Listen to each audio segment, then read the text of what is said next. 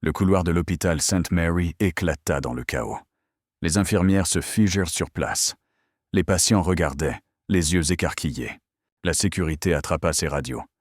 Parce qu'un chef de la mafia venait de franchir les portes automatiques. Son manteau était trempé par l'eau de pluie et ses yeux brûlaient de quelque chose de plus dangereux que la rage. Il n'était pas là pour l'argent. Il n'était pas là pour la vengeance. Il était là pour une femme et une petite fille. La femme était allongée sur un brancard. Son visage était gravement enflé. Un bras était cassé à un angle pas naturel. Sa robe de soirée coûteuse était tachée de sang. À côté d'elle, une petite fille de 8 ans était assise recroquevillée sur une chaise, pieds nus, serrant fort un lapin en peluche contre sa poitrine. Son visage était pâle, silencieux, terrifié. Derrière elle, le mari dans un costume impeccable transpirait, sa bouche étirée en un sourire, jouant la comédie comme si de rien n'était. « Ma femme est tombée dans les escaliers », dit-il rapidement. La gamine a couru après elle, et elle est tombée aussi. Juste un accident. Et c'est tout. Le chef de la mafia ne répondit pas. Il s'avança vers le brancard et baissa les yeux vers le visage contusionné de la femme. Et son cœur s'arrêta un battement. Même s'il savait qu'il venait pour elle, voir Sofia dans cet état, brisée et méconnaissable, lui déchira l'âme.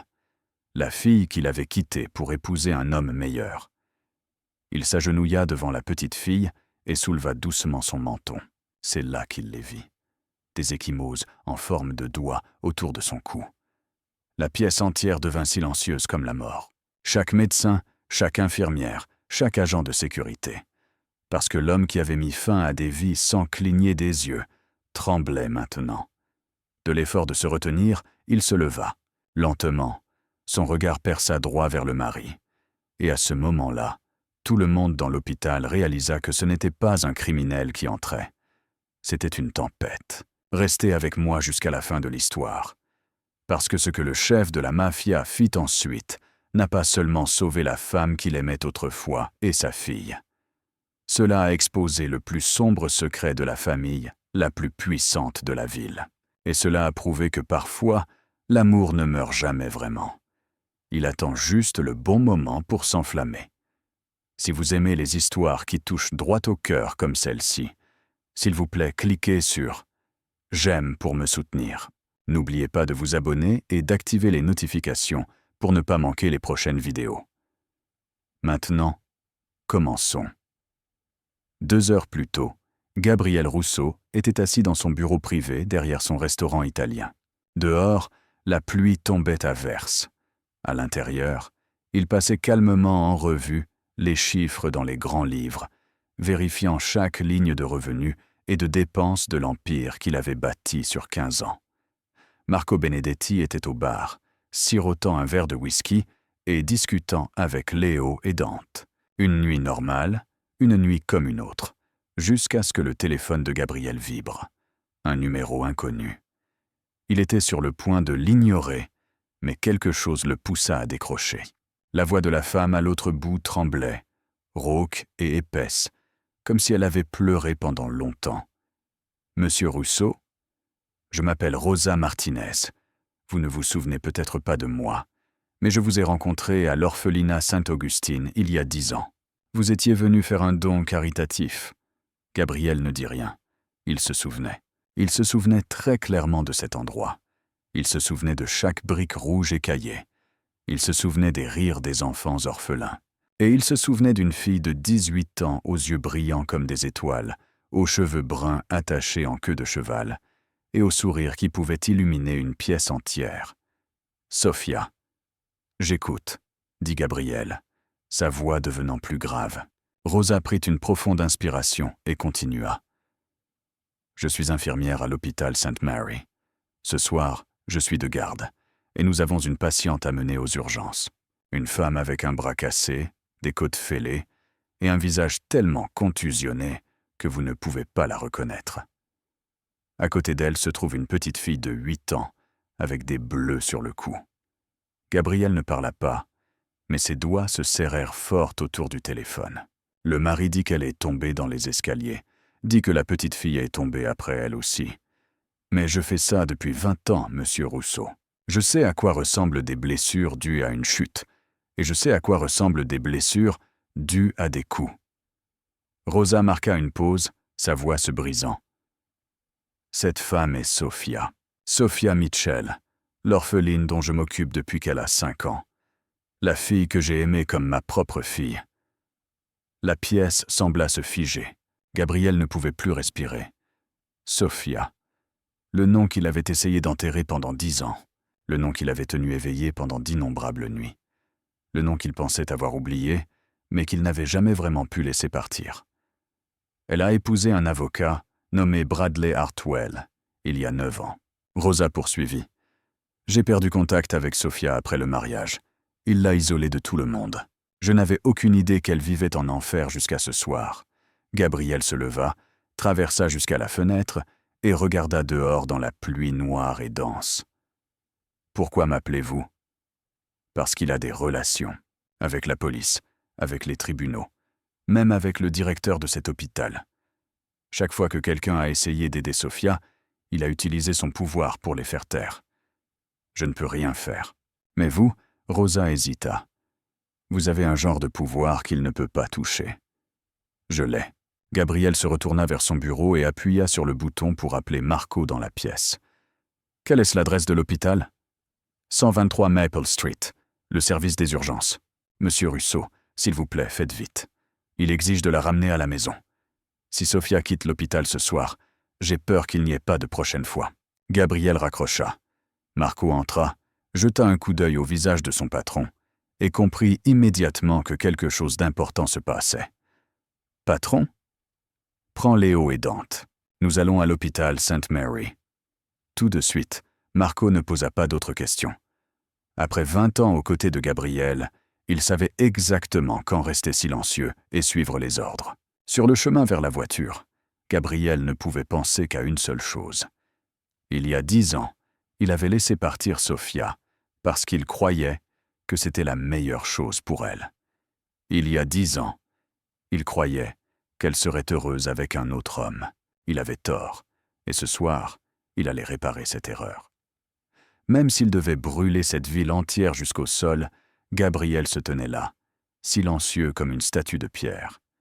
Mais son silence était plus terrifiant que n'importe quel grondement. Bradley Hartwell avala difficilement, essayant de garder un visage composé. Mais la sueur avait déjà commencé à perler sur son front. Il reconnaissait l'homme en face de lui. Qui dans cette ville ne connaissait pas Gabriel Russo, le patron du plus grand empire souterrain de la côte Est, l'homme devant qui même le chef de la police devait baisser la tête lorsqu'ils se croisaient dans la rue. « Que voulez-vous d'ici » Bradley parla le premier, forçant sa voix à paraître dure, bien qu'un tremblement se glissât à la toute fin de la phrase. Gabriel ne répondit pas tout de suite. Il regarda le couloir de l'hôpital, puis fit un léger signe, un hochement de tête si petit qu'il était presque impossible à remarquer. Marco comprit. Il s'avança et bloqua la sortie est. Léo se dirigea vers la cage d'escalier. Dante se positionna devant l'ascenseur. Chaque issue fut scellée en moins de 10 secondes. Médecins et infirmières bordèrent le couloir, et personne n'osait bouger. Il savait ce qui se passait, et il savait dès qu'il était plus intelligent de ne pas interférer. « Je vous ai demandé ce que vous voulez. » Bradley répéta, sa voix un peu plus aiguë maintenant, comme si le volume pouvait cacher la peur qui rampait dans sa gorge. Gabriel parla enfin. Sa voix était basse, lente, chaque mot tombant comme une pierre. « Je veux savoir pourquoi votre femme est sur un brancard avec un bras cassé et un visage contusionné. Je veux savoir pourquoi votre fille a des bleus en forme de doigts autour de son cou. Et je veux savoir pourquoi vous vous tenez là à sourire, comme si de rien n'était. » Bradley se racla la gorge, essayant de retrouver son assurance. « C'est une affaire de famille. Ma femme est tombée dans les escaliers. Ma fille est tombée aussi. Un accident. Vous n'avez aucun droit d'interférer. Un accident. » Gabriel répéta les mots, sa voix froide comme la glace. Des bleus en forme de doigts, 5 doigts, sur le cou d'une enfant de 8 ans. C'est un accident. Bradley fit un pas en avant, essayant de projeter de l'autorité. « Savez-vous qui je suis? Je suis Bradley Hartwell, avocat principal chez Morrison & Associés. Ma famille a des liens avec le maire, avec le juge en chef de la Cour suprême, avec le directeur du département de police. Vous pensez que vous pouvez entrer ici et me faire quoi que ce soit? Gabriel ne broncha pas. Il s'approcha, jusqu'à ce que la distance entre eux soit de moins d'1 mètre. Bradley fit un pas en arrière sans le vouloir. « Vous avez des liens avec le maire ?» demanda doucement Gabriel. « Le maire actuel a été élu grâce à une contribution de mon fonds de charité. » « Vous avez des liens avec le juge en chef ?» Ce juge en chef m'a emprunté de l'argent pour payer des dettes de jeu il y a 10 ans. « Vous avez des liens avec le directeur de la police ?» Le directeur de la police sait très bien que si je le veux, je peux rendre publiques les photos de lui avec sa maîtresse de 23 ans, à tout moment. Gabriel inclina la tête, sa voix toujours calme, comme s'il parlait de la météo. « Alors dites-moi, Bradley Hartwell, qui est celui qui a le pouvoir ici ?» Le visage de Bradley se vida de sa couleur. Il avait l'habitude d'utiliser son nom de famille et ses relations pour menacer les gens. Mais cette fois, il faisait face à quelqu'un qui ne craignait rien. Un homme qui avait bâti un empire à main nue et avec le sang de ses ennemis. « Vous n'avez pas le droit de garder ma femme et mon enfant ici. » Bradley essaya une dernière fois. « J'appellerai mon avocat. Je vous poursuivrai pour détention illégale. Je vais... » « Que ferez-vous » Gabriel coupa la parole, sa voix soudainement tranchante comme une lame. « Vous appellerez la police ?»« Appelez-les. »« J'attendrai. Et quand ils arriveront, je leur montrerai les blessures sur le corps de votre femme. Je leur montrerai le cou de votre fille. Je demanderai au médecin de lire à haute voix la liste de chaque fois qu'elle a été admise au cours des 7 dernières années. » Gabriel s'approcha encore plus, baissant sa voix en un murmure que seul Bradley pouvait entendre. « Et je leur parlerai de Catherine, votre première femme, la femme qui s'est noyée dans la baignoire il y a 10 ans. Vous pensez que personne ne sait? Vous pensez que ce secret est resté enterré pour toujours ?» Bradley devint blanc comme un linge. Ses lèvres bougeaient, mais aucun son ne sortait. Autour d'eux, les médecins et infirmières restaient figés, comme des statues. Personne n'osait respirer trop fort. Rosa Martinez se tenait au coin du couloir, des larmes coulant en silence. Mais il y avait du soulagement dans ses yeux. Enfin, quelqu'un s'était levé pour Sophia. Enfin, quelqu'un avait fait fermer sa gueule à Bradley Hartwell. Sophia sentit la lumière avant d'ouvrir les yeux. Sa tête palpitait comme si elle était fendue en deux avec un marteau. Son bras gauche était engourdi. Tout son corps donnait l'impression qu'un camion lui avait roulé dessus. Elle essaya de soulever ses paupières, et le monde apparut lentement à travers un brouillard flou, des lumières fluorescentes blanches éclatantes. Un plafond d'hôpital, le bip régulier et rythmé d'un moniteur cardiaque près de son oreille, et une silhouette debout à côté du brancard. Sophia cligna des yeux plusieurs fois, forçant ses yeux à faire le point. Alors que l'image devenait nette, son cœur sembla s'arrêter. Gabriel. L'homme qu'elle avait autrefois aimé plus que sa propre vie. L'homme qu'elle avait quitté il y a 10 ans. Non, ça ne pouvait pas être lui. Elle devait rêver. Ou peut-être qu'elle était morte, et c'était la dernière illusion avant que son âme ne se libère de son corps. Sophia, sa voix était basse et chaude, toujours la même qu'autrefois, toujours capable d'ébranler son cœur même après que 10 ans se soient écoulés. Tu es réveillée. Elle voulait dire quelque chose, mais sa gorge était sèche et amère. Ses lèvres bougèrent, mais aucun son ne vint. Les souvenirs s'abattirent sur elle comme une inondation. Il y a 10 ans, Gabriel s'était tenu à la porte de son petit appartement et lui avait dit que son monde était trop dangereux, qu'elle méritait le bonheur avec un homme ordinaire. Elle avait pleuré, elle avait supplié, mais il lui avait quand même tourné le dos et s'était éloigné. Et elle, dans la douleur et la solitude, avait accepté la demande de Bradley Hartwell, l'homme qui lui promettait une vie sûre, stable, heureuse. L'homme qui s'était révélé être un diable portant un visage humain. Gabriel. Enfin, elle réussit à faire sortir le nom, sa voix faible comme un souffle. « Es-tu réel ?» Gabriel se pencha, sa main touchant doucement ses cheveux emmêlés. « Je suis réel, je suis là. Tu es en sécurité maintenant. Les larmes de Sofia débordèrent. Elle ne savait pas si elle pleurait de douleur, de soulagement, ou de la honte de laisser cet homme la voir dans un état aussi misérable. Puis, elle entendit cette voix, la voix qu'elle avait entendue chaque jour depuis 9 ans, la voix qui la faisait reculer par instinct. « Sofia, tu es réveillée. J'étais si inquiet pour toi. » Bradley s'approcha, son visage portant un masque de fausse inquiétude.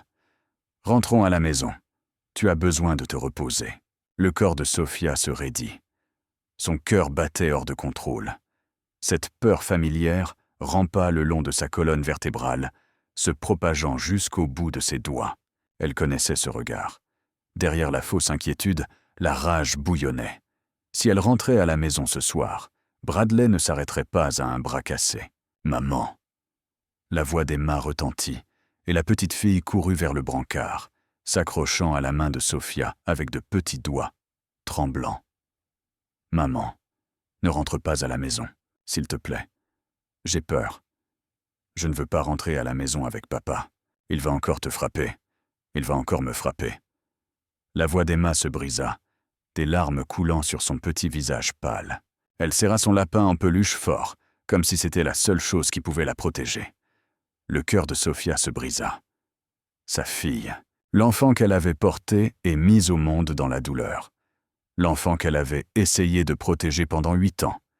Maintenant, agenouillée à côté d'elle, la suppliant de ne pas la ramener en enfer. Bradley grinça des dents, sa voix tranchante et froide, même s'il essayait de la garder calme. « Emma, ne dis pas de bêtises. Retourne à ta chaise. » Emma secoua la tête, tenant sa mère encore plus fort. « Je n'y vais pas. Je ne rentre plus à la maison. » Sofia regarda sa fille, puis Bradley, puis Gabriel. Il y a 10 ans, elle avait fait le mauvais choix. Elle avait choisi une fausse forme de sécurité au lieu du véritable amour. Elle avait cru aux promesses d'un diable déguisé. Ce soir, elle n'allait pas refaire cette erreur. « Je ne rentre pas à la maison, » dit Sofia, faible mais ferme. « Je ne rentre pas à la maison avec toi. » Les yeux de Bradley s'écarquillèrent. « Qu'est-ce que tu as dit ?»« J'ai dit que je n'y vais pas, » répéta Sofia plus clairement cette fois. Elle serra la main d'Emma, comme si elle lui insufflait de la force. « Emma et moi ne venons pas avec toi, plus jamais. » Gabriel se tourna vers Emma. La petite fille tenait toujours sa mère fermement, ses grands yeux pleins de peur, mais brillant aussi d'un fil fragile d'espoir. Il s'assit lentement, se baissant jusqu'à être à hauteur de ses yeux. Sa voix était douce, complètement différente de la froideur glaciale et tranchante qu'il avait montrée à Bradley quelques minutes plus tôt. « Emma, je m'appelle Gabriel. Je suis un vieil ami de ta maman. » Emma le regarda, clignant des yeux. Elle jeta un coup d'œil vers Bradley, puis revint à Gabriel. La peur et l'hésitation étaient écrites partout sur son petit visage. « Peux-tu me dire ce qui s'est passé ce soir ?» demanda doucement Gabriel. « Tu n'as pas besoin d'avoir peur. Je suis là. Personne ne peut plus te faire de mal. » Emma pressa le lapin en peluche plus fort contre sa poitrine. Elle regarda sa mère, cherchant la permission. Sofia hocha la tête, les yeux rouges, sa main tremblant, alors qu'elle caressait les cheveux de sa fille. Emma prit une profonde inspiration. Puis, elle commença à parler. Sa voix était petite comme un murmure, mais dans le couloir mort et silencieux, chaque mot résonnait avec une clarté qui faisait mal. Je voulais appeler l'infirmière Rosa. Je me souviens de son numéro. Maman me l'a appris il y a longtemps, et elle m'a dit que si quelque chose arrivait, je devais appeler l'infirmière Rosa. Ce soir, papa est rentré du travail, et papa a beaucoup bu. Papa a commencé à crier sur maman parce que la cuisine de maman n'était pas bonne. Puis papa a frappé maman. La voix d'Emma tremblait, mais elle continua. J'avais si peur. J'ai couru dans ma chambre et j'ai pris le vieux téléphone. Maman l'avait caché sous le lit. J'ai composé le numéro de l'infirmière Rosa. Mais avant que je puisse dire quoi que ce soit, papa a ouvert la porte de ma chambre. Des larmes commencèrent à rouler sur les joues d'Emma. Papa a arraché le téléphone. Il m'a demandé qui j'appelais. J'avais trop peur pour le dire. Puis papa a attrapé mon cou et a serré très fort. Je ne pouvais plus respirer. J'ai essayé de crier, mais aucun son ne sortait. Papa a dit que j'étais une traîtresse. Il a dit que je n'avais le droit d'appeler personne, pas le droit de parler à quiconque à l'extérieur. « Assez !» rugit Bradley, son visage devenant rouge-violet foncé. Cette petite fille invente tout. Elle imagine toujours des choses. Elle ment toujours. Ne la croyez pas. Mais Emma ne s'arrêta pas. Elle fixait droit Gabriel, comme si lui seul pouvait la sauver, elle et sa mère. Maman accourut en haut. Maman criait, disant à papa de me lâcher. Maman accourut et a tiré sur le bras de papa. Puis papa a poussé maman. Maman est tombée dans les escaliers. J'ai entendu un bruit très fort. J'ai vu maman allongée sur le sol, ne bougeant plus. Emma éclata en sanglots. Je croyais que maman était morte. J'avais si peur. Papa m'a dit de me taire, m'a dit que si je le disais à quelqu'un, il nous tuerait, moi et maman. Puis papa a appelé une ambulance. Il a dit à tout le monde que maman était tombée dans les escaliers. Mais ce n'est pas vrai. Papa a poussé maman. Papa m'a étranglé. Le couloir tomba dans un silence mortel. Chaque médecin, chaque infirmière, chaque agent de sécurité entendit chaque mot. Rosa Martinez leva une main pour couvrir sa bouche, des larmes coulant sur son visage. Une jeune infirmière se détourna, incapable de regarder. Bradley se tenait là, son visage devenant pâle, puis virant au rouge, devenant pâle à nouveau, puis rouge encore. Il bégaya, cherchant quelque chose, n'importe quoi, pour se défendre. Elle ment. Personne ici ne va croire une gamine de 8 ans, n'est-ce pas? Ma femme est tombée dans les escaliers. Un accident. C'est mon affaire de famille. Ça n'a rien à voir avec personne. C'est moi qui raconte. Gabriel se leva. Il ne dit pas un mot. Il regarda seulement Bradley, avec des yeux plus froids que la glace. Et dans ce regard, Bradley Hartwell vit sa propre mort. Gabriel se retourna vers Sophia et Emma. Sa décision avait été prise dès le moment où il était entré dans cet hôpital. Je les emmène toutes les deux avec moi. Sa voix n'était pas une question. Ce n'était pas une offre. C'était une déclaration. Bradley sortit de son choc. Il se jeta en avant, le visage brûlant de rouge, les veines ressortant sur son cou. Vous n'avez aucun droit. C'est ma femme. C'est ma fille. J'appellerai la police. J'appellerai mon avocat. Je vous poursuivrai pour enlèvement. Pour détention illégale. Vous pourrirez en prison. Je le jure. Gabriel ne prit même pas la peine de le regarder. Il fit signe à Marco. L'homme de grande taille s'avança immédiatement vers le brancard de Sophia et l'aida doucement à s'asseoir. « Peux-tu marcher » demanda Marco. Sa voix étonnamment douce pour quelqu'un avec une apparence aussi effrayante. Sophia hocha faiblement la tête. Son bras cassé avait été enveloppé dans un bandage temporaire, mais tout son corps lui faisait encore mal. Elle essaya de se lever, ses jambes tremblant. Marco tendit la main pour la stabiliser, prudent comme s'il soulevait quelque chose de fragile. « Vous osez toucher ma femme » rugit Bradley, prêt à charger sur Marco. Mais Dante s'interposa devant lui, les bras croisés. Silencieux comme un mur d'acier, Bradley n'osa pas faire un autre pas. Gabriel se dirigea vers Emma. Elle se tenait là, serrant toujours son lapin en peluche, ses yeux sur lui, pleins de confiance et de peur en même temps. « Emma, je vais te porter jusqu'à la voiture. Me laisseras-tu faire » Emma regarda sa mère. Sophia hocha la tête, des larmes glissant sur ses joues. Emma regarda de nouveau Gabriel, puis hocha lentement la tête. Gabriel se pencha et souleva doucement Emma dans ses bras. Elle était légère comme une plume, si légère que son cœur fut poignardé de douleur. 8 ans, mais maigre comme une enfant de 5 ans. 8 ans, mais sachant déjà ce qu'était la peur, ce qu'était la douleur, ce à quoi ressemblait le désespoir. Emma hésita une seconde, puis elle enroula ses bras autour du cou de Gabriel et posa sa tête sur son épaule. Elle ne dit pas un mot, mais Gabriel pouvait sentir son petit corps trembler dans ses bras. « Vous ne pouvez pas faire ça !» Bradley criait toujours derrière eux. « J'appellerai le juge Morrison tout de suite. J'appellerai le chef de la police Davis. Vous paierez pour ça. Vous tous paierez pour ça, notre ami. » Gabriel s'arrêta et regarda Bradley une dernière fois. « Allez-y, appelez tous ceux que vous voulez. Alors nous verrons qui viendra vous sauver. » Sur ce, il se retourna et continua de marcher. Ils avancèrent dans le couloir dans le silence de tout le personnel de l'hôpital. Personne n'essaya de les arrêter.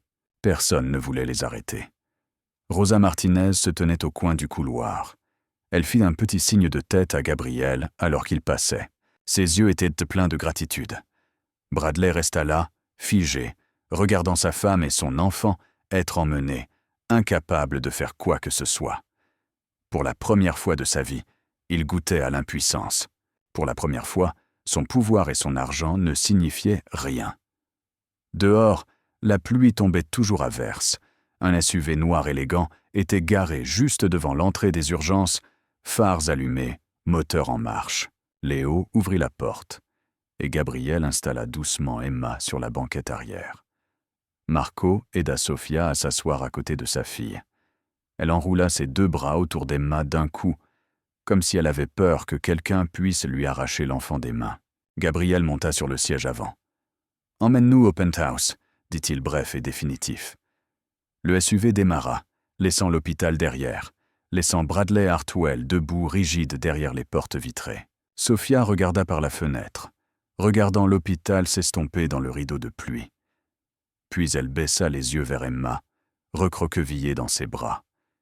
Puis elle regarda Gabriel sur le siège avant, son dos droit, stable comme une montagne. Et pour la première fois en 7 ans, Sofia se permit de respirer. Pour la première fois en 7 ans, elle n'eut pas à avoir peur chaque fois qu'elle entendait des pas. Pour la première fois en 7 ans, elle sentit qu'elle pourrait réellement voir demain. Les larmes montèrent à nouveau, mais cette fois, ce n'étaient pas des larmes de douleur. C'étaient les larmes de quelqu'un qui venait juste d'être libéré de l'enfer. Sofia était assise dans la voiture, regardant la ligne du dos de Gabriel sur le siège avant. 10 ans. 10 ans avaient l'air de passer depuis la première fois qu'elle avait vu cet homme. Et le souvenir de ce jour afflua soudainement, net et clair, comme si cela s'était passé hier seulement. Il y a 10 ans, Sofia avait 18 ans. Elle était une orpheline qui avait grandi à l'orphelinat Sainte-Augustine depuis l'âge de 5 ans. Ses parents étaient morts dans l'incendie de leur maison, laissant la petite fille seule dans ce monde, avec quelques ensembles de vêtements et un vieux lapin en peluche usé. 13 ans dans l'orphelinat, Sofia avait vu plus d'enfants qu'elle ne pouvait compter aller et venir. Certains étaient adoptés par des familles gentilles. Certains avaient 18 ans et partaient, disparaissant dans le monde extérieur, ne revenant jamais. Et Sofia, elle restait, pas parce que personne ne voulait l'adopter, mais parce qu'elle ne voulait pas quitter Rosa Martinez. Rosa commença à venir à l'orphelinat comme infirmière bénévole quand Sofia avait 8 ans. Elle n'était pas jeune, elle n'était pas riche, elle n'était pas capable d'adopter un enfant. Mais elle avait le cœur le plus chaud que Sofia ait jamais connu. Elle apprit à Sofia à lire. Elle lui apprit à cuisiner. Elle lui apprit que peu importe à quel point la vie pouvait être dure, il y avait toujours de l'espoir. Rosa était la mère que Sofia n'avait jamais eue. Ce jour-là, l'orphelinat tenait sa collecte de fonds caritatifs annuelle.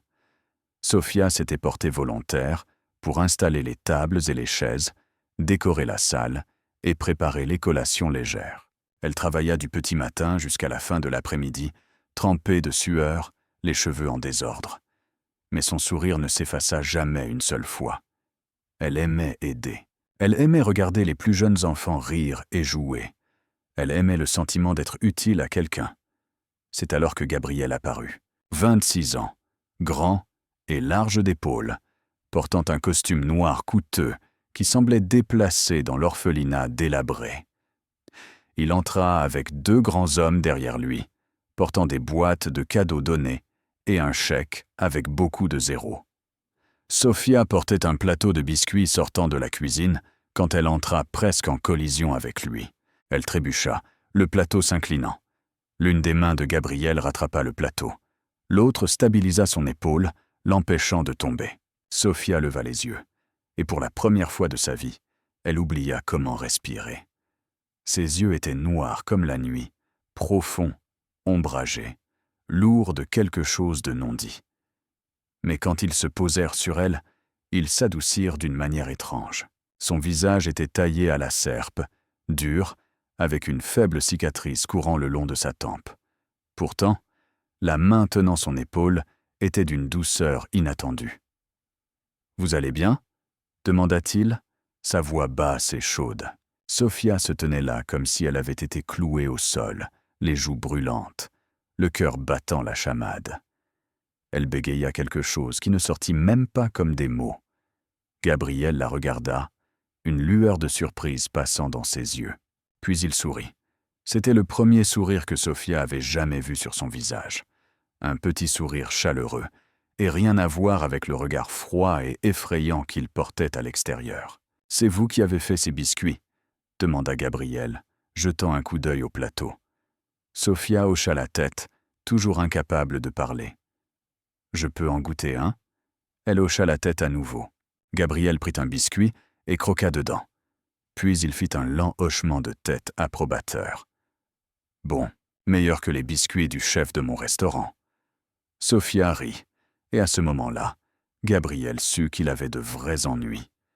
Parce que le rire de cette orpheline de 18 ans venait de faire ce que personne n'avait réussi à faire en 26 ans de sa vie. Il fit remuer le cœur froid de Gabriel Russo. Après cela, Gabriel resta à l'orphelinat jusqu'à la tombée de la nuit. Il ne parla pas avec les riches donateurs. Il s'assit dans un coin de la cour, jouant au ballon avec les enfants, écoutant Sofia parler de son rêve de devenir infirmière. De Rosa, des nuits où elle lisait à la lampe de poche parce qu'elle ne voulait pas réveiller les autres filles dans sa chambre. Gabriel écoutait. Pour la première fois de sa vie, il écoutait vraiment quelqu'un. Et quand il partit, il sut qu'il reviendrait. Il reviendrait de nombreuses fois. Les 2 années suivantes furent la période la plus belle de la vie de Sofia. Gabriel revenait à l'orphelinat chaque semaine. Au début, il utilisait l'excuse de vérifier le travail caritatif. Après cela, il n'eut plus besoin d'excuses. Il venait seulement pour la voir. Il parlait pendant des heures. Dans la petite cuisine de l'orphelinat, dans le jardin envahi par les herbes de l'arrière-cour, étouffé par les mauvaises herbes. Sur un vieux banc de pierre sous les larges branches d'un chêne ancien, Sofia lui parlait de son rêve de devenir infirmière. Des nuits où elle restait debout à étudier jusqu'à l'aube. De sa peur de ne pas avoir l'argent pour les frais de scolarité après avoir quitté l'orphelinat. Gabriel écoutait, et il agissait, à sa propre manière. Un mois après que Sofia eut quitté l'orphelinat, elle reçut une lettre disant qu'elle avait obtenu une bourse complète en soins infirmiers à l'université de la ville. Elle ne savait pas que cette bourse n'existait pas jusqu'à ce que Gabriel passe un coup de fil. Elle ne savait pas non plus que le petit appartement bien rangé qu'elle louait pour un prix qui semblait presque trop beau pour être vrai, appartenait en réalité à l'une des sociétés écrans de Gabriel. Il l'aidait depuis l'ombre, sans exigence, sans s'en attribuer le mérite. Parce que pour Gabriel, voir simplement Sofia heureuse était la plus grande récompense. Ils commencèrent à sortir ensemble ce printemps-là. Gabriel l'emmenait dîner dans de petits restaurants calmes, loin des endroits où il pourrait être reconnu. Il marchait avec elle à travers le parc en fin d'après-midi, quand le coucher de soleil peignait toute la ville en or. Il cuisinait pour elle dans la cuisine de son restaurant italien après la fermeture, lui apprenant comment faire des pâtes selon la vieille recette familiale de sa grand-mère. Des moments ordinaires, des moments simples. Mais pour eux deux, c'étaient les moments les plus précieux de tous. Sofia n'était pas stupide. Elle savait que Gabriel n'était pas un homme ordinaire. Elle remarquait les hommes qui suivaient toujours à la juste distance. Elle remarquait la façon dont les gens baissèrent la tête quand il entrait dans une pièce. Elle remarquait les appels téléphoniques qu'il sortait prendre, sa voix baissant, devenant froide et dure, complètement différente de la façon dont il lui parlait. Une nuit, elle lui demanda « Que fais-tu dans la vie ?» Gabriel resta silencieux pendant un long moment, puis il le dit, sa voix basse de tristesse. « Je fais des choses que tu ne devrais pas savoir. Je suis le genre d'homme que tu ne devrais pas aimer. » Ça commence. Sofia le regarda, ses yeux ne contenant pas une trace de peur. « As-tu déjà fait du mal à des femmes ou des enfants ?»« Jamais, » répondit Gabriel immédiatement. « Et je ne le ferai jamais. M'aimes-tu ? Plus que ma propre vie. » Sofia sourit, sa petite main se refermant sur la sienne, calleuse. « Alors je n'ai pas besoin de savoir autre chose. Ils eurent 2 ans. 2 ans pleins de rires, pleins de baisers doux, pleins de nuits allongées ensemble à parler jusqu'au matin. Gabriel apprit à Sofia à conduire. Il lui apprit l'autodéfense de base. Il lui apprit qu'elle méritait l'amour, même si elle avait passé tant de temps à croire qu'elle n'était personne. Sofia apprit à Gabriel comment rire du fond du cœur, comment faire confiance à quelqu'un complètement, comment ouvrir sa poitrine et ne pas craindre d'être blessé. Elle était la seule lumière dans son monde sombre. Il était le rivage sûr qu'elle avait cherché toute sa vie. Gabriel gardait Sofia loin de son monde souterrain. Elle ne rencontra jamais ses partenaires commerciaux. Elle n'alla jamais à ses réunions. Elle n'apprit jamais rien des décisions impitoyables qu'il devait prendre pour protéger son empire. Il voulait la garder brillante, pure, intouchée par son monde. Mais Gabriel ne savait pas que le secret même destiné à la protéger serait ce qui lui ferait la perdre. Il ne savait pas qu'un jour, son monde viendrait s'écraser, brisant tout ce qu'ils avaient construit. Et il ne savait pas que laisser partir Sofia deviendrait la plus grande erreur de sa vie. Bradley Hartwell entra dans la vie de Sofia à l'automne de l'année de ses 20 ans. Il entra dans l'hôpital, où elle faisait sa formation clinique, allongée dans une chambre VIP avec un bras cassé après un accident de voiture mineur. 32 ans, beau, riche, le fils de l'une des familles les plus prestigieuses de la ville. Il vit Sofia dans son uniforme de stagiaire, les cheveux bruns soigneusement attachés, son sourire chaleureux alors qu'elle s'occupait des patients, et il décida qu'il devait la voir. Bradley poursuivit Sofia comme une tempête. Des roses livrées à l'hôpital chaque jour, des déjeuners où il apparaissait sans prévenir, un flirt doux et des promesses d'un futur parfait. Sofia refusa. Elle lui dit qu'elle avait déjà un petit ami. Bradley ne recula pas. Il était patient, poli. Il joua le rôle d'un bon ami, prêt à attendre. Sofia parla de cet homme à Gabriel. Gabriel ne dit rien. Mais en lui, une vague inquiétude commença à grandir. Bradley Hartwell pouvait donner à Sofia tout ce que Gabriel ne pouvait pas. Une vie normale, un avenir sûr, une famille qui ne serait pas menacée par les ténèbres. Puis la guerre des gangs explosa. Une nuit de novembre, Gabriel tomba dans une embuscade en quittant le restaurant. 4 hommes armés, 2 voitures noires et des coups de feu déchirant la nuit. Marco et Dante ripostèrent, le traînèrent dans la voiture et conduisirent comme des fous à travers les rues vides. Gabriel prit 2 balles, une dans l'épaule, une effleurant ses côtes. Quand il se réveilla dans la planque, la première chose à laquelle il pensa ne fut pas les ennemis qui l'avaient piégé. C'était Sofia. Si elle avait été avec lui cette nuit-là, si elle avait été assise dans cette voiture, si une balle l'avait trouvée, elle, au lieu de lui. Gabriel ne pouvait supporter de finir cette pensée. 3 jours plus tard, avec ses blessures pas même entièrement guéries, il alla à l'appartement de Sofia. Elle ouvrit la porte, le vit avec son bras bandé et son visage vidé et pâle. Et elle pleura. Elle jeta ses bras autour de lui, demandant ce qui s'était passé. Pourquoi il n'avait pas appelé? Pourquoi il avait disparu pendant 3 jours sans un seul message? Gabriel la tenait, respirait l'odeur de ses cheveux, et il sut ce qu'il devait faire. « Sofia, je ne peux pas continuer à faire ça. » Elle leva son visage vers lui, les yeux pleins d'inquiétude. « Qu'est-ce que tu dis? Mon monde est trop dangereux. Je ne peux pas te protéger. Je ne peux pas te donner la vie que tu mérites. Je n'ai pas besoin que tu me protèges. J'ai juste besoin d'être avec toi. Ce n'est pas bien. » « Et si tu meurs parce que tu es avec moi ?» demanda Gabriel, sa voix se brisant. « Et si un jour il te trouve, t'utilise pour me menacer? Et si tu es enlevé, torturé, tué, juste parce que tu m'aimes ?»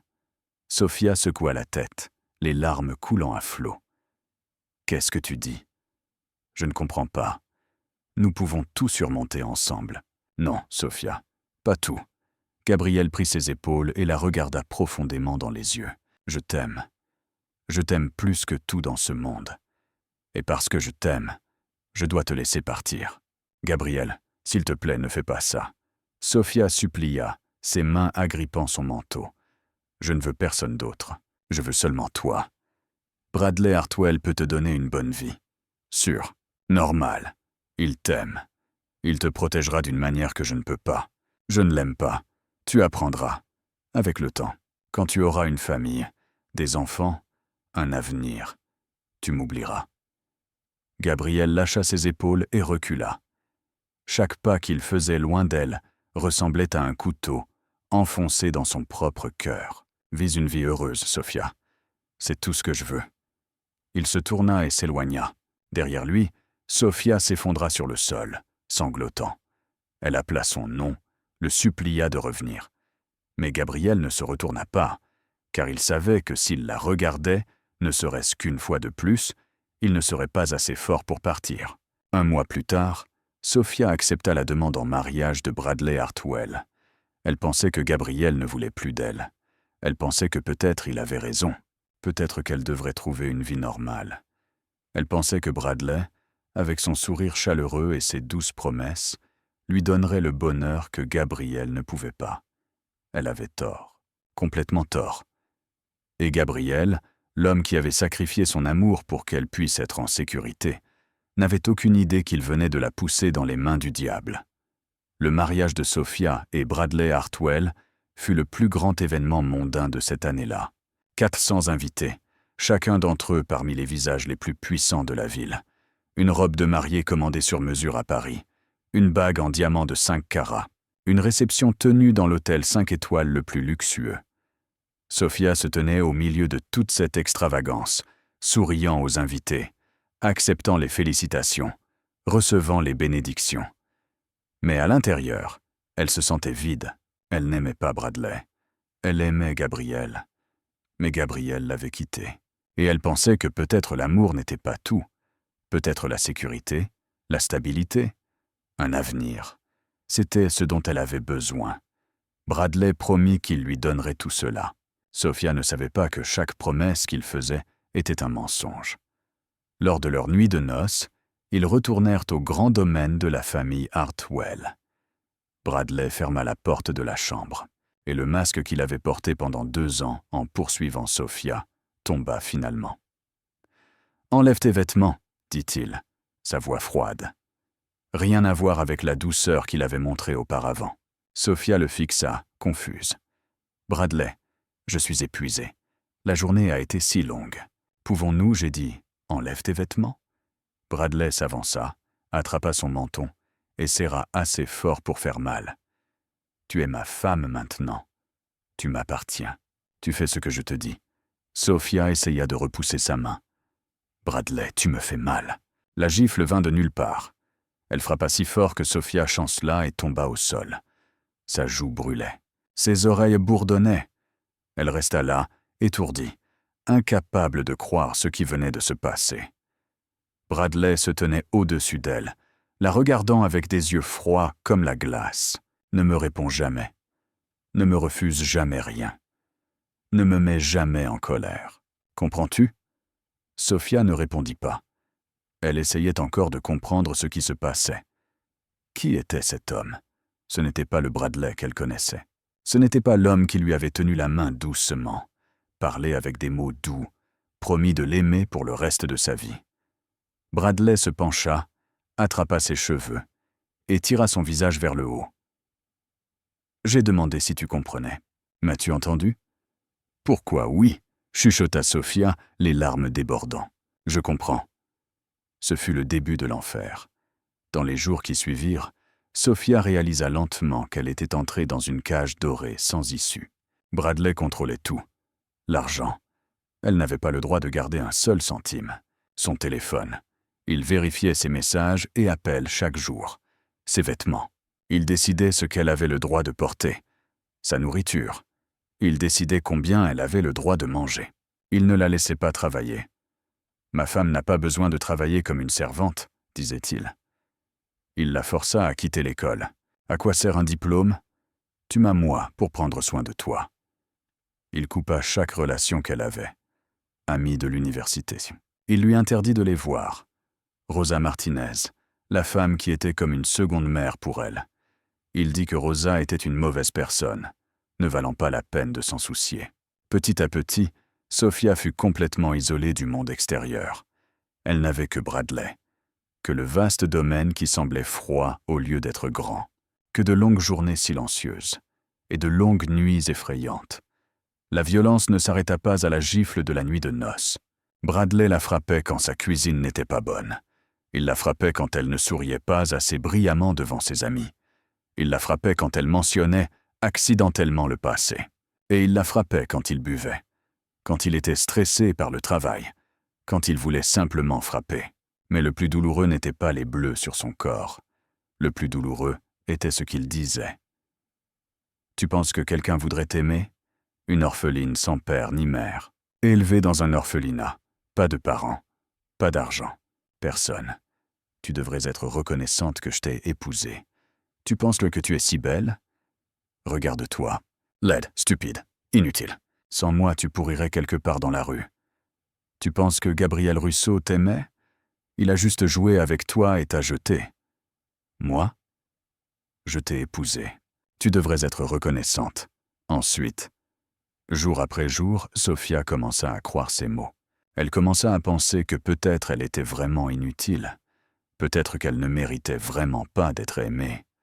Peut-être qu'elle devrait vraiment être reconnaissante que Bradley veuille bien rester avec elle. La cage dorée s'était refermée, et Sophia ne pouvait plus voir la sortie.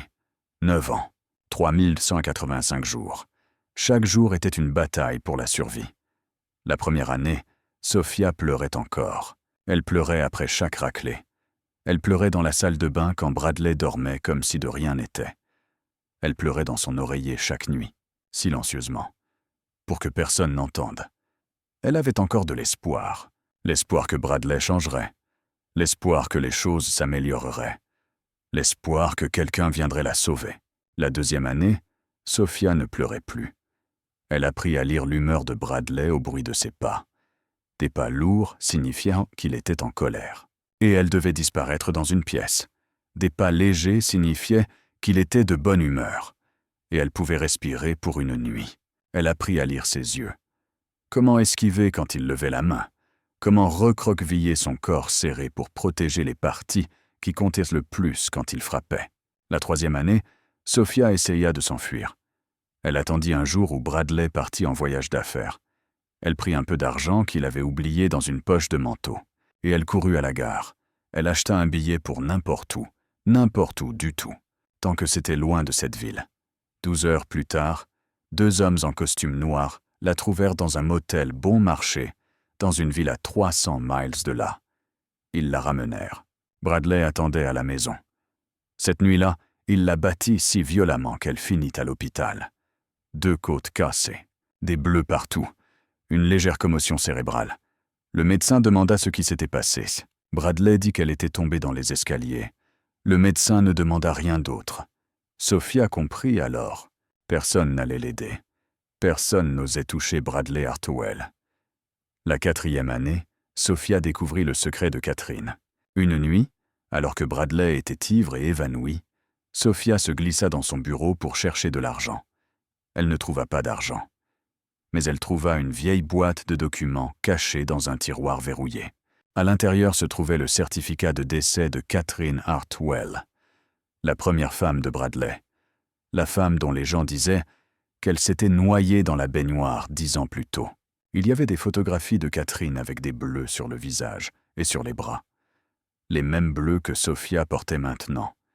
Il y avait une lettre que Catherine avait commencé à écrire, mais jamais finie. L'écriture tremblante, disant qu'elle avait peur que Bradley la tue. Sophia finit de lire, ses mains tremblant si fort qu'elle pouvait à peine tenir le papier. Elle comprit qu'elle ne serait pas la dernière personne que Bradley détruirait. Et si elle ne faisait pas attention, elle finirait comme Catherine. Dans cette première année d'enfer, elle sentit l'espoir. Elle pensait que peut-être le bébé changerait Bradley. Peut-être que devenir père le rendrait meilleur. Peut-être que l'enfant serait la raison pour laquelle il arrêterait de la frapper. Emma naquit un jour de printemps, toute petite, parfaite, avec de grands yeux comme ceux de sa mère. Sophia la tint dans ses bras et pleura de bonheur. Elle jura qu'elle protégerait son enfant à tout prix. Elle lui donnerait la bonne vie que Sophia n'avait jamais eue. Mais Bradley ne changea pas. Il devint seulement pire. Il était jaloux de l'attention que Sophia donnait à Emma. Il devenait furieux chaque fois qu'Emma pleurait et l'empêchait de dormir. Il frappait Sophia plus souvent, plus fort, plus cruellement. La 6e année et la 7e année, les ténèbres devinrent plus épaisses et plus lourdes. Bradley commença à se tourner vers Emma. Au début, ce n'étaient que des cris, puis cela devint des torsions d'oreilles, de dures fessées, puis des gifles quand Emma renversait du lait, des coups de pied quand Emma courait partout et l'irritait. Sophia faisait tout ce qu'elle pouvait pour protéger sa fille. Elle prenait les coups destinés à Emma. Elle apprit à Emma à rester silencieuse, à être obéissante, à se cacher dans sa chambre quand papa rentrait. Elle la tenait chaque nuit, chantant des berceuses d'une voix devenue rauque, disant « Maman t'aime. Maman te protégera.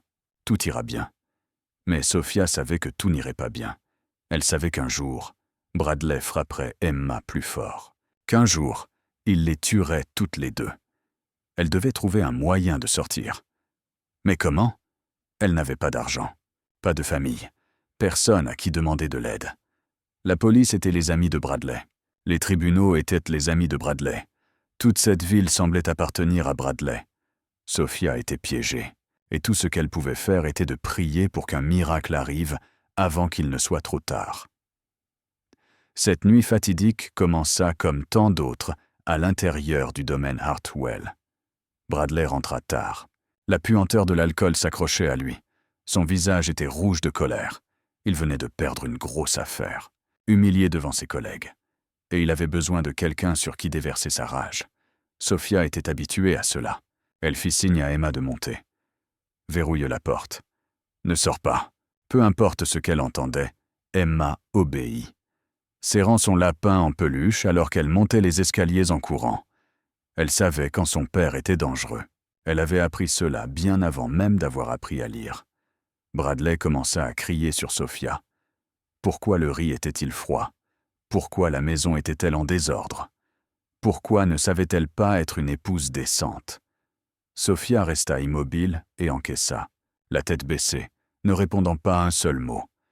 Elle savait que répondre ne ferait qu'aggraver les choses. Le premier coup de poing atterrit dans son estomac. Sophia se plia en deux, se forçant à ne pas crier. Le deuxième coup fut un coup de pied dans sa jambe.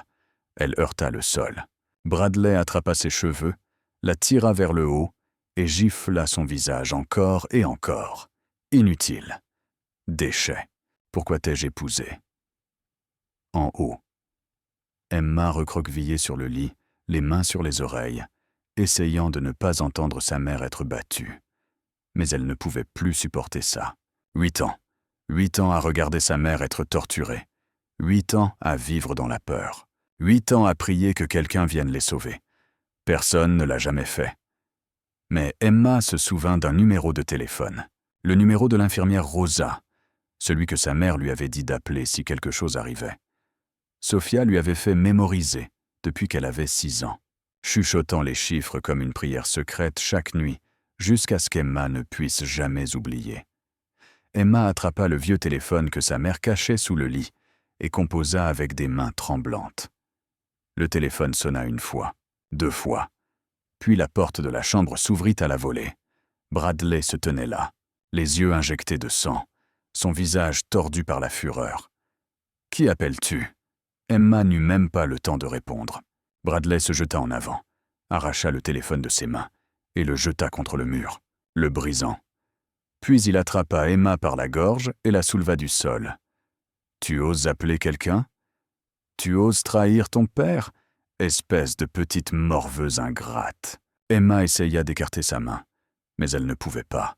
Elle ne pouvait pas respirer.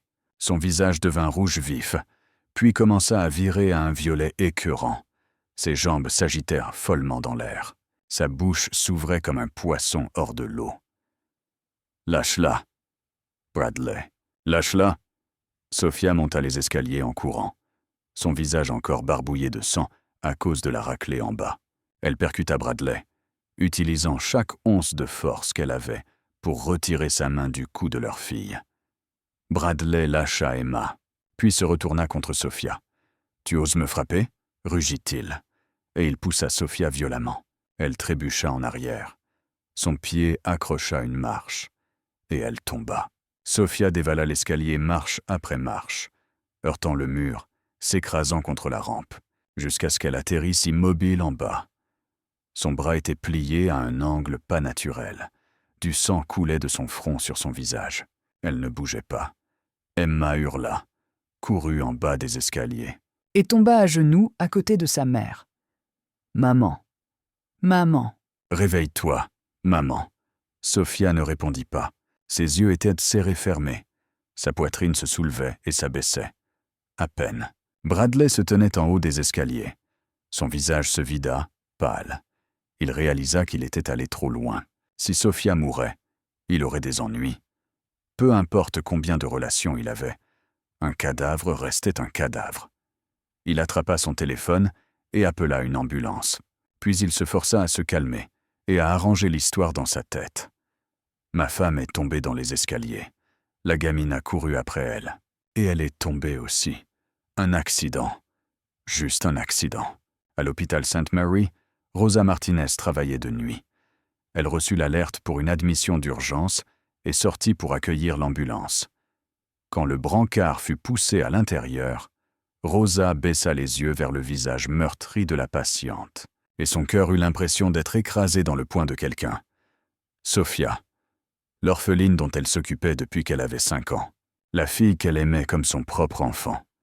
Sofia était allongée là, avec un bras cassé, des côtes fêlées, un visage tellement enflé qu'elle était difficile à reconnaître. Et à côté d'elle, une petite fille de 8 ans avec des bleus en forme de doigts autour du cou. Rosa regarda Bradley Hartwell alors qu'il expliquait les choses au médecin, ce faux sourire sur ses lèvres, sa voix douce comme de l'huile. Elle savait que c'était un mensonge. Elle savait que c'était lui qui l'avait fait. Et elle savait que si Sofia quittait l'hôpital ce soir, elle ne vivrait pas pour voir le matin. Rosa devait faire quelque chose, mais elle n'avait aucun pouvoir, pas d'argent, pas de relation. Elle n'était qu'une vieille infirmière que personne n'écoutait. Puis elle se souvint de quelqu'un, l'homme qui était venu à l'orphelinat il y a 10 ans, l'homme qui regardait Sofia avec un regard que Rosa n'avait jamais vu personne donner à quelqu'un d'autre. L'homme avec un pouvoir devant lequel toute cette ville s'inclinait. Gabriel Rousseau. Rosa sortit son téléphone et trouva le contact qu'elle avait gardé enregistré pendant 10 ans. Le numéro qu'elle n'avait jamais osé appeler. Ce soir, elle appellerait. Pour Sofia, pour Emma, parce qu'il n'y avait plus d'autre choix. Le penthouse de Gabriel trônait au tout dernier étage d'un immeuble au cœur de la ville. Sécurité. 24 heures sur 24. 7 jours sur 7.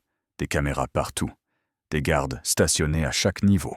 Personne ne pouvait entrer ici sans la permission de Gabriel. Quand les portes de l'ascenseur s'ouvrirent, Sofia regarda autour de l'immense appartement. Élégant et luxueux, mais pas froid.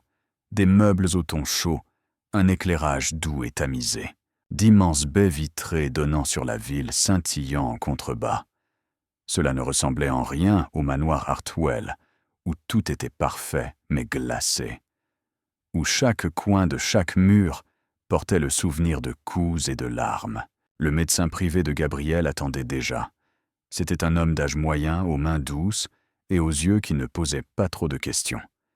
Il examina soigneusement les blessures de Sofia, rebanda son bras cassé de la bonne manière, soigna la coupure sur son front et lui donna des médicaments contre la douleur.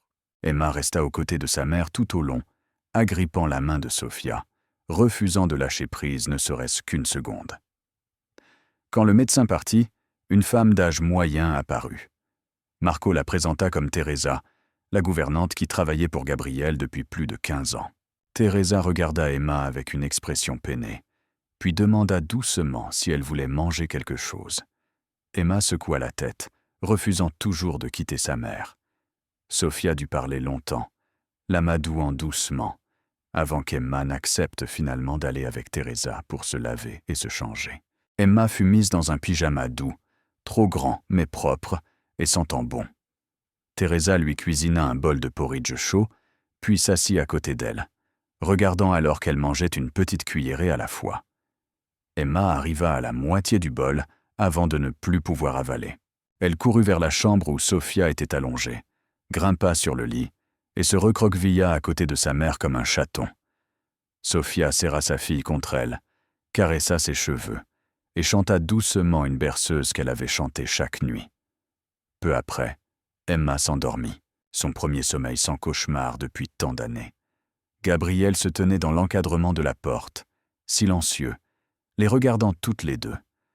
Son cœur se tordit quand il vit Sophia, maigre et pâle, son visage contusionné reposant là avec cette petite enfant dans ses bras. 10 ans. 10 ans qu'il pensait qu'elle était heureuse.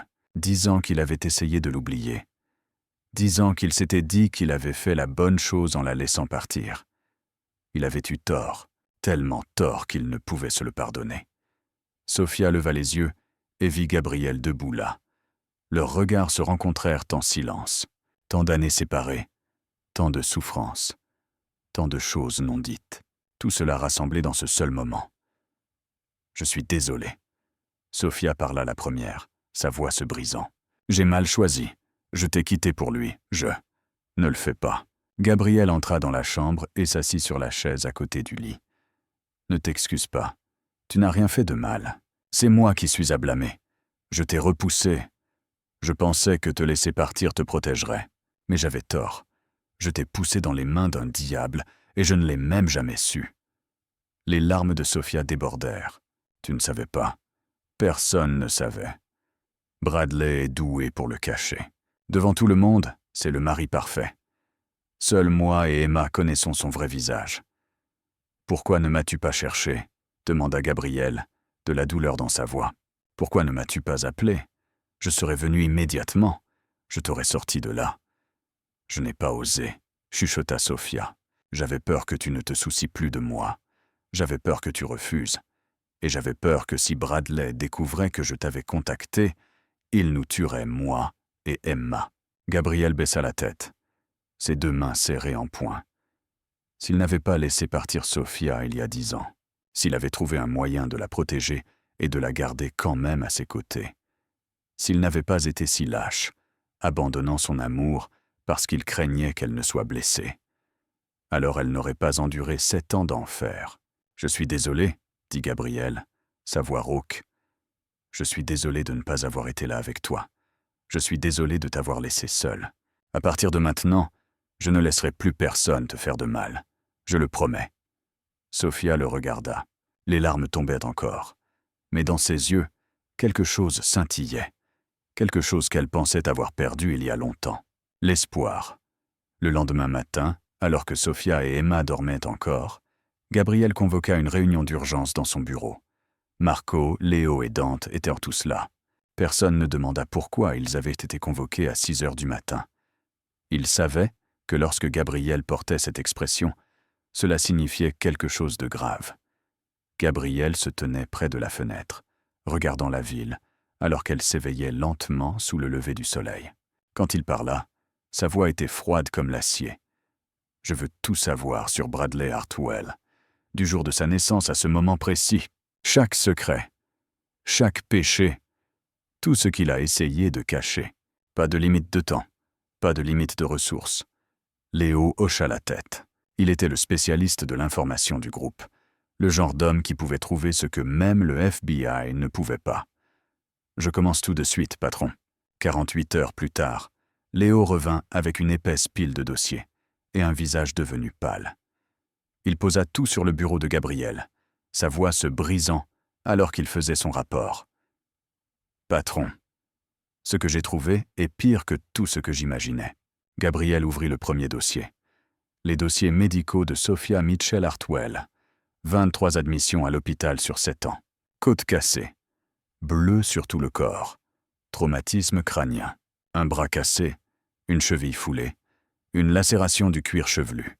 Chaque fois, c'était enregistré comme un accident. Tomber dans les escaliers. Glisser dans la salle de bain. Marcher dans une porte. Un accident de voiture mineur. Des raisons ridicules que personne n'a pris la peine de remettre en question. Parce que la patiente était la femme de Bradley Hartwell. La mâchoire de Gabriel se serra, combattant la rage bouillonnant en lui. 23 fois. 23 fois, Sophia avait été battue assez violemment pour avoir besoin d'un hôpital. Et personne n'avait rien fait. Léo continua. Il y a plus, patron. J'ai trouvé des informations sur Catherine Hartwell, la première femme de Bradley. Elle est morte il y a 10 ans, officiellement classée comme noyade dans la baignoire. Mais j'ai creusé plus profond et trouvé des irrégularités. Il ouvrit le deuxième dossier. Catherine a été admise à l'hôpital 15 fois au cours des 4 années où elle a été mariée à Bradley. Même schéma. Mêmes explications d'accidents absurdes. Et elle est morte exactement 1 semaine après que Bradley a souscrit une police d'assurance vie de 3 millions de dollars sur elle. Gabriel leva les yeux, son regard devenant tranchant comme un rasoir. Assurance vie? Oui. Et patron? Sophia a une police d'assurance vie aussi. 5 millions de dollars. Bradley l'a acheté juste après leur mariage. Il est le seul bénéficiaire. La pièce tomba dans un lourd silence. Gabriel comprit immédiatement la signification de ces chiffres. Bradley n'était pas seulement un agresseur, c'était un meurtrier. Il avait tué Catherine et déguisé cela en accident. Et il prévoyait de faire la même chose à Sophia. « Y a-t-il autre chose ?» demanda Gabriel. Sa voix effroyablement calme. « Il y a quelqu'un qui veut vous rencontrer, patron.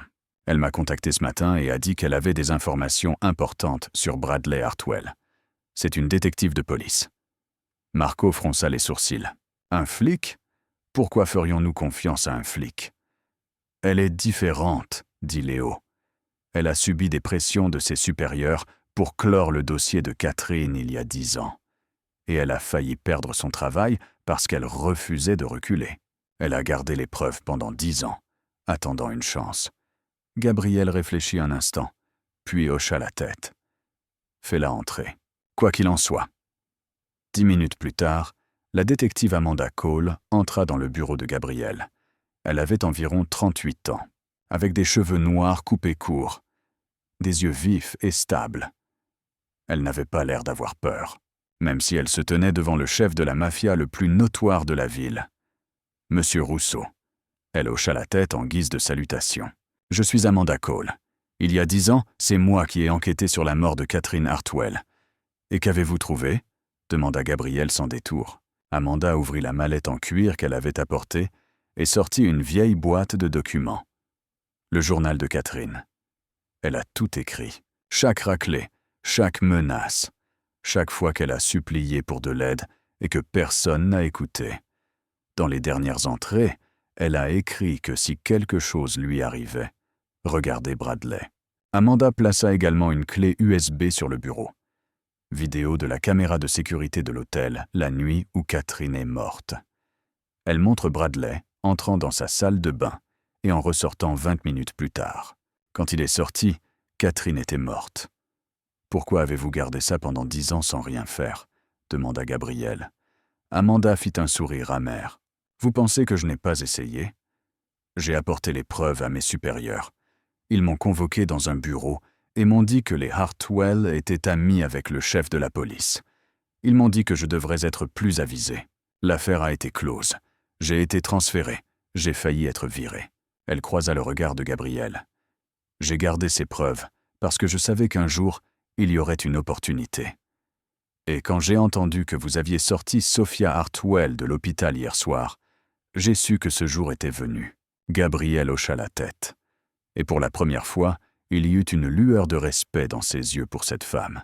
« Nous avons le même ennemi, détective Cole. Vous voulez la justice pour Catherine. Je veux protéger Sophia et Emma. On dirait que nous devrions travailler ensemble. » L'enquête alla plus loin dans les jours qui suivirent. Léo travailla sans arrêt, creusant dans chaque coin ombragé de la vie de Bradley Hartwell. Et ce qu'il découvrit laissa Gabriel et Amanda Cole stupéfaits. Bradley n'avait pas agi seul. Il avait tout un réseau de protection, un système de complices prêt à couvrir chaque crime qu'il commettait. Le juge Richard Morrison. L'homme qui avait géré toutes les affaires juridiques liées à la famille Hartwell ces 20 dernières années. C'était lui qui avait rejeté la seule demande de divorce que Sophia ait jamais essayé de soumettre 4 ans plus tôt, déclarant qu'elle n'était pas mentalement compétente pour prendre des décisions par elle-même. Le chef de la police, Frank Davis, le proche partenaire de golf de Bradley chaque week-end. C'était lui qui ordonnait que chaque enquête liée à Catherine soit fermée. celui qui s'assurait qu'aucun rapport de violence domestique venant des hôpitaux ne soit jamais poursuivi jusqu'au bout, le docteur Michael Stevens, chef de la médecine d'urgence dans 3 des plus grands hôpitaux de la ville. Il avait signé les 23 rapports médicaux falsifiés pour Sophia, documentant tout comme des accidents, ne remettant jamais en question une seule fois des blessures qui n'auraient jamais pu venir d'une chute dans les escaliers. L'avocat Jonathan Pierce, l'homme qui gérait toutes les affaires juridiques et financières de Bradley, y compris la mise en place des polices d'assurance-vie et l'aide pour cacher ses actifs. Et enfin, Margaret Hartwell, la mère de Bradley. Elle savait tout. Elle savait que son fils battait sa femme. Elle savait que son fils avait peut-être tué Catherine. Mais elle restait silencieuse, le couvrait, et aidait même à nettoyer les dégâts chaque fois que les choses allaient trop loin. Gabriel fixa les 5 noms sur la liste devant lui, ses yeux froids comme la glace. Ce n'était pas un agresseur agissant seul, c'était un système pourri, un cercle de personnes se protégeant les unes les autres, permettant à des hommes comme Bradley Hartwell de torturer et de tuer sans conséquence. « Qu'allons-nous faire d'eux, patron ?» demanda Marco. Gabriel resta silencieux un long moment. Il y a 10 ans, il les aurait traités comme le faisait la pègre. Rapide, impitoyable, et personne ne l'aurait jamais su. Mais Sophia et Emma avaient changé quelque chose en lui. Il ne voulait pas de justice dans l'ombre. Il voulait que le monde entier voie ces gens pour ce qu'ils étaient vraiment. « Prépare 5 enveloppes, dit Gabriel. Chacune contient des preuves des crimes de chaque personne sur cette liste. Avec un message. Ils ont 48 heures pour avouer au FBI. Après ce délai, tout est envoyé à la presse et exposé à la ville entière. 2 jours plus tard, les 5 enveloppes partirent. Et l'effet domino commença. Le docteur Michael Stevens fut le premier à tomber. Il reçut son enveloppe à 8 heures du matin. À midi le même jour, il était assis dans un bureau du FBI avec son avocat privé. Il avoua tout. Les rapports médicaux falsifiés, l'argent que Bradley lui versait chaque fois que Sophia était admise, la mort de Catherine, celle qu'il savait ne pas être un accident, mais qu'il avait quand même signée. Il nomma même le chef de la police Davis comme celui qui le contactait chaque fois que quelque chose devait être étouffé. Le témoignage de Stevens envoya Frank Davis en panique. Le chef de la police essaya de contacter Bradley et ne put le joindre. Il essaya le juge Morrison et personne ne répondit. Finalement, 24 heures après que Stevens se soit rendu, Davis entra lui aussi dans le bureau du FBI, portant une boîte de dossiers contenant chaque pièce à conviction qu'il avait cachée pendant 10 ans. Le juge Richard Morrison ne choisit pas la reddition. Quand il reçut son enveloppe, il sut que sa vie était finie. Sa réputation, sa carrière, sa famille, tout cela se dissoudrait en fumée. Il ne pouvait supporter cette pensée. Au matin du 3e jour, ils le trouvèrent dans son bureau. Une balle dans la tête et une lettre de suicide admettant chaque péché. L'avocat Jonathan Pierce essaya de fuir. Il réserva un vol pour le Mexique, acheta un faux passeport, vida chaque compte caché qu'il avait. Mais il ne monta jamais dans l'avion. Le FBI attendait à l'aéroport et ils le menottèrent juste à la porte d'embarquement. Quant à Margaret Hartwell, elle était assise dans le manoir familial, tremblant en lisant et relisant les preuves à l'intérieur de son enveloppe. Elle savait qu'il n'y avait plus d'échappatoire. Quand le FBI vint frapper, elle ouvrit la porte, le visage blanc comme du papier, et chuchota « Je vous dirai tout ce que je sais. » En 72 heures, tout le réseau protégeant Bradley Hartwell s'effondra comme des dominos. Et Bradley, l'homme au sommet de tout ça, réalisa soudain qu'il était complètement seul. Pendant que le réseau de Bradley s'effondrait dehors, à l'intérieur du penthouse, une autre relation se construisait lentement. Au début, Emma avait très peur de Gabriel. Elle avait peur de tous les hommes. 8 ans avec Bradley lui avaient appris que les hommes signifiaient douleur, cris et coups soudains. Mais Gabriel n'était pas comme les hommes qu'elle avait connus. Il n'élevait jamais la voix, ne levait jamais la main pour menacer, ne la regardait jamais avec de la colère dans les yeux. Il parlait à Emma d'une voix douce, demandait son avis avant de faire quoi que ce soit, et gardait toujours une distance respectueuse, ne la touchant jamais à moins qu'elle ne le permette. La 3e nuit au penthouse, Emma se réveilla d'un cauchemar. Elle avait rêvé que Bradley les avait trouvés, l'avait traînée au loin, et avait battu sa mère à mort juste devant elle. Elle hurlait, sanglotant, donnant des coups de pied sauvages sur le lit. Sophia dormait à cause des médicaments contre la douleur et n'entendit pas sa fille. Mais Gabriel entendit. Il entra dans la chambre et vit Emma recroquevillée dans le coin du lit, le visage mouillé de larmes, tout son corps tremblant. Il ne s'approcha pas tout de suite. Il s'assit sur la chaise près de la porte, à presque 3 mètres, et parla doucement. « Emma, tu es en sécurité maintenant. Personne ne peut te faire de mal ici. » Emma le fixa, les yeux encore fous de peur. « J'ai rêvé de papa. Il nous a trouvés. »« Personne ne va vous trouver, » dit Gabriel, calme et certain. « Je le promets. Je te protégerai toi et ta maman. Personne ne s'approche de vous, à moins que je ne le permette. » Emma resta silencieuse un long moment, comme si elle pesait si elle pouvait le croire. Puis elle chuchota. « Peux-tu t'asseoir ici jusqu'à ce que je me rendorme ?» Gabriel hocha la tête, et il s'assit là, sur cette chaise près de la porte, sans bouger, jusqu'à ce qu'Emma retourne au sommeil. Le lendemain matin, quand elle se réveilla, il était toujours là. Il était resté assis là toute la nuit. À partir de cette nuit-là, les choses commencèrent à changer. Emma ne tressaillait plus chaque fois que Gabriel entrait dans la pièce.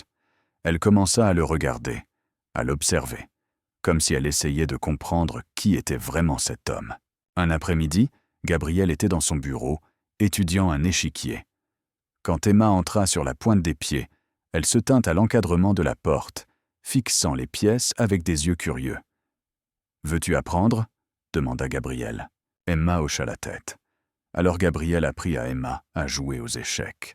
Il expliqua patiemment chaque pièce, comment elle bougeait, comment attaquer, comment défendre. Emma apprenait vite. Elle était intelligente, l'esprit vif.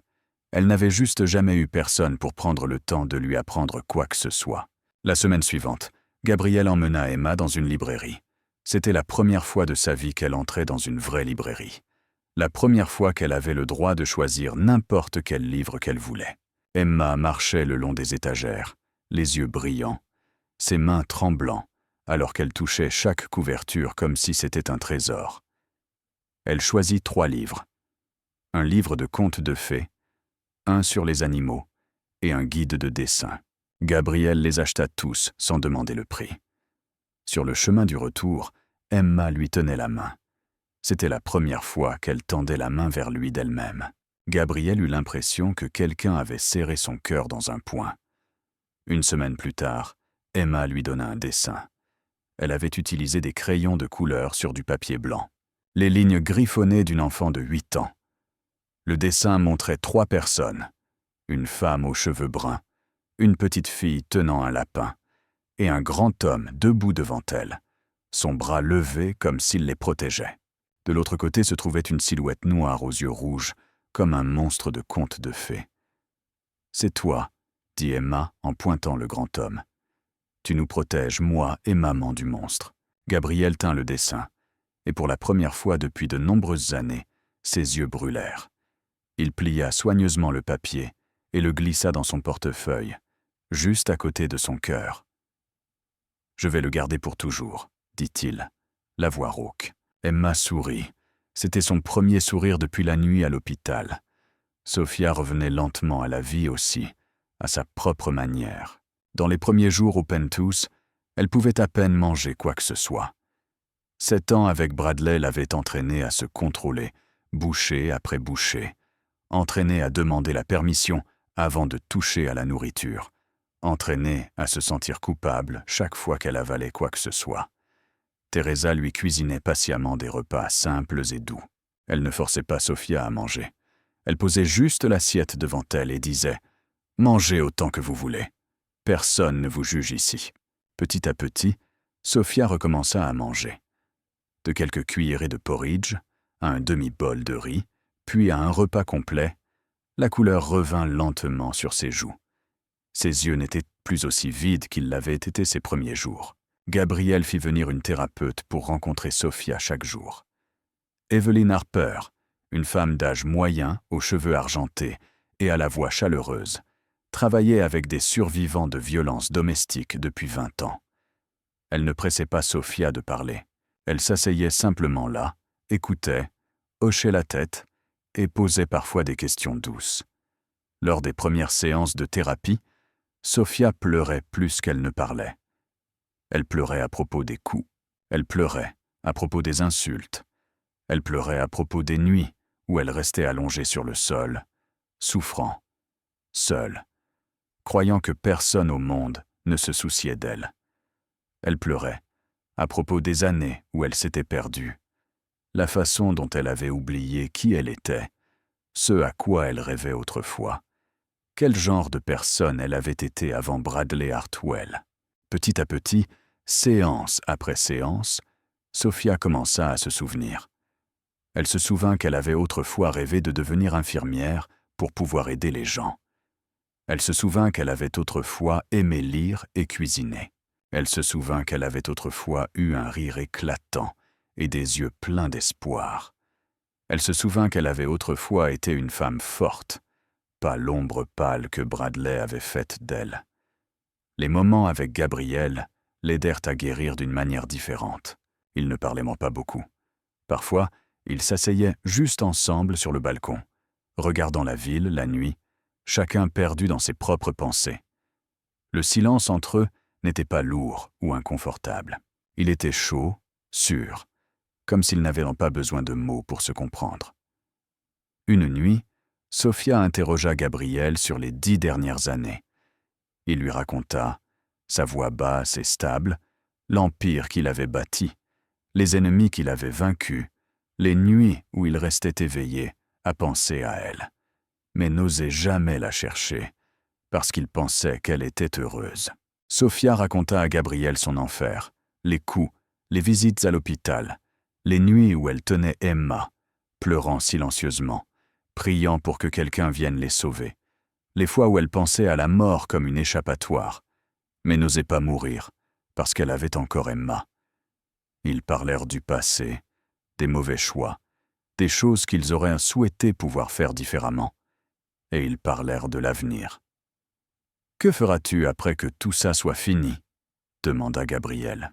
Sophia resta silencieuse un long moment. Puis elle parla, sa voix étonnamment ferme.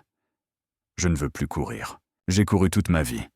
Couru pour fuir le fait d'être orpheline, couru pour fuir Bradley, couru pour me fuir moi-même. Je suis si fatiguée. » Elle se tourna pour regarder Gabriel, et pour la première fois depuis longtemps, il y avait du feu dans ses yeux. « Je veux lui faire face. Je veux me tenir au tribunal, le regarder dans les yeux, et dire au monde entier ce qu'il a fait.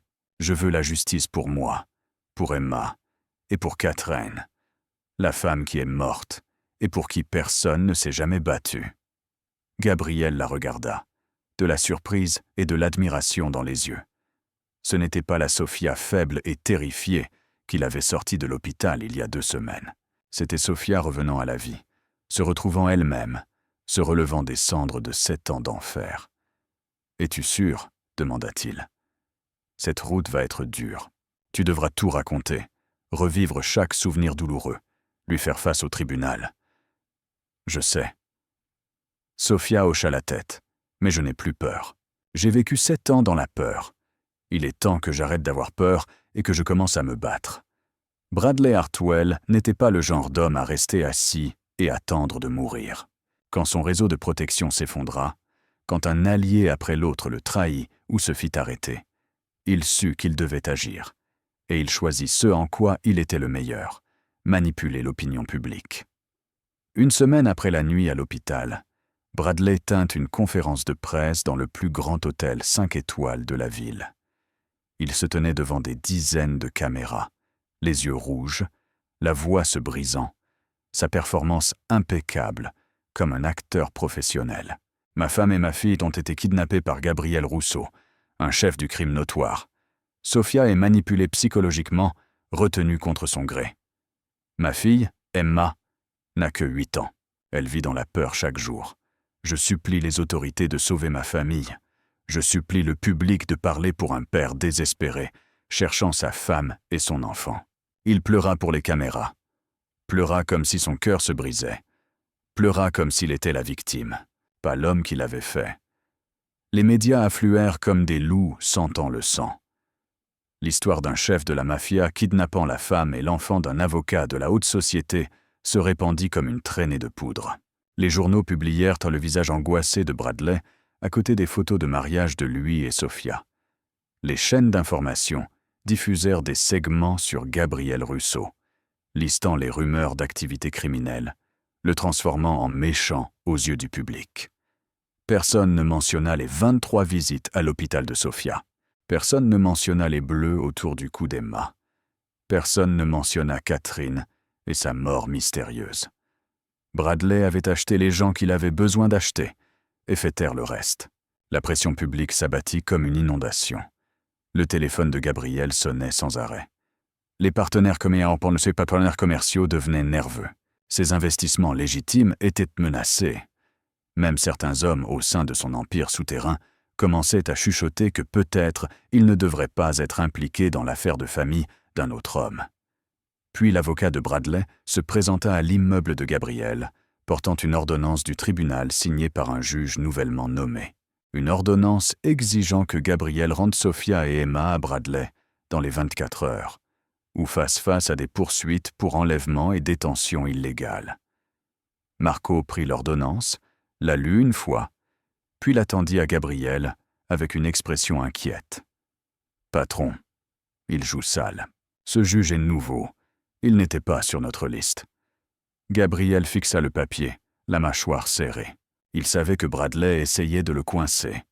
S'il obtempérait, Sophia et Emma seraient renvoyées en enfer. S'il refusait, il deviendrait un criminel aux yeux de la loi, et Bradley aurait encore plus de munitions pour l'attaquer. Sophia savait ce qui se passait. Elle lisait les nouvelles, entendait les téléphones sonner sans fin, voyait la tension sur le visage de Gabriel, même quand il essayait de la cacher. Cette nuit-là, elle trouva Gabriel dans son bureau. « J'irai, dit-elle, la voix tremblante mais ferme. Je sortirai et dirai à la presse que je suis ici par choix, que personne ne m'a kidnappé. Puis je retournerai chez Bradley. Comme ça tu ne seras pas entraîné là-dedans. » Gabriel se leva, se déplaça devant elle et agrippa ses épaules. « Es-tu devenue folle? Tu penses que je vais te laisser retourner vers lui? Mais tu as des ennuis à cause de moi. Ton empire est menacé à cause de moi. Je ne veux pas que tu paies un prix pour nous avoir sauvés. » Sophia, Gabriel la regarda droit dans les yeux, sa voix sévère mais douce. « Je t'ai perdu une fois. Je ne te perds pas à nouveau. Je me fiche de l'Empire. Je me fiche de l'opinion publique. Je ne me soucie de rien sauf de toi et Emma. Comprends-tu » Sophia le regarda, des larmes glissant sur ses joues. Elle hocha la tête, incapable de parler. Pendant ce temps, quelque chose d'étrange commença à se produire. 24 heures avant la date limite de l'ordonnance du tribunal, Bradley Hartwell disparut. Il ne se présenta à aucune interview. Son téléphone s'éteignit. Son avocat ne pouvait pas le joindre. Le manoir Hartwell était silencieux, pas une âme en vue. Léo fit son rapport à Gabriel, de l'inquiétude dans la voix. « Patron, il est hors radar. Nous ne pouvons pas tracer où il est. » Bizarre. Gabriel resta immobile. L'instinct d'un homme qui avait survécu à la pègre pendant des décennies l'avertit que quelque chose n'allait pas. Bradley n'était pas du genre à abandonner. S'il disparaissait, ce n'était pas parce qu'il se rendait. Il disparaissait parce qu'il préparait quelque chose de plus brutal que tout ce qui était arrivé auparavant. « Doublez la sécurité !» ordonna Gabriel. « Doublez les gardes. Personne n'entre ou ne sort de cet immeuble sans ma permission. Et trouvez-le. Peu importe ce qu'il faut. Trouvez où il est. » Cette nuit-là arriva plus vite que quiconque ne l'avait prédit. Gabriel venait juste de finir une réunion avec Marco et Léo quand l'alarme retentit. Pas l'alarme de l'entrée principale ou des ascenseurs.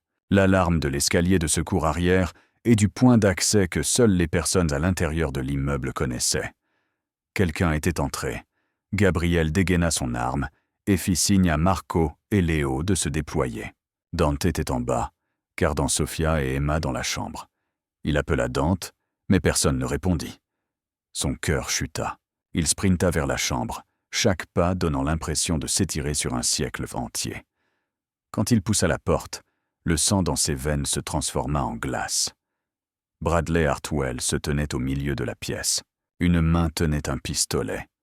L'autre poing était emmêlé dans les cheveux d'Emma, la tirant du sol. Dante était allongé par terre, du sang coulant d'une blessure à la tête, mais ses yeux restaient vifs alors qu'il attendait le moment parfait pour frapper. Sophia se tenait dans le coin, le visage vidé de sang, les mains tremblant alors qu'elle les levait dans un geste de supplication. Bradley ressemblait à un animal enragé. Ses yeux étaient injectés de sang, ses cheveux en désordre, ses vêtements froissés et déchirés. Il n'était pas l'avocat poli que le monde pensait connaître. Il était le vrai monstre, montrant enfin son vrai visage. « Ne bouge pas !» rugit Bradley quand il vit Gabrielle. Fait un pas de plus et la gamine meurt.